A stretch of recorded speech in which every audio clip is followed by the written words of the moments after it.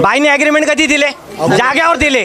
त्याच्यावर मॅप कसं आहे, बिल्डिंग किती मायाचे, काय असणार, कुठला खेळ आहे, काय कुठला सिमेंट आहे ते बी नाही माहिती आहे, इथं कुठला दगड आहे ते बी नाही माहिती आहे. हा, माझं म्हणणं एवढंच आहे, तुम्ही बिल्डरला सांगून 4 महिन्यानंतर तोडायचं बस. अगर इसमें कुछ हो गया तो उसकी जिम्मेदारी कौन लेगा?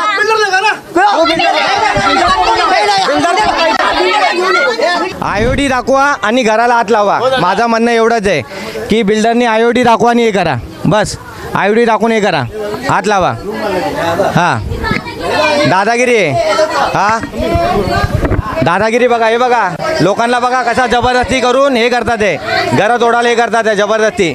वाडीतल्या सगळ्या लोकांनी एक लक्षात ठेवा, प्रत्येकाने कार्यकारिणीचा मोबाईल नंबर आणि त्यांचा प्रॉपर ॲड्रेस घ्या, जेणेकरून जर उद्या हे काम थांबलं तर आपण त्यांच्या घरी जाऊन डायरेक्ट राहायचं. आज मी देखील एक विधवा आहे, मला कुणाचा सहारा नाही. आज तुम्ही चेक घेणार आणि मला घरातून बाहेर काढणार. घराची मालकीनच नाही या घरामध्ये.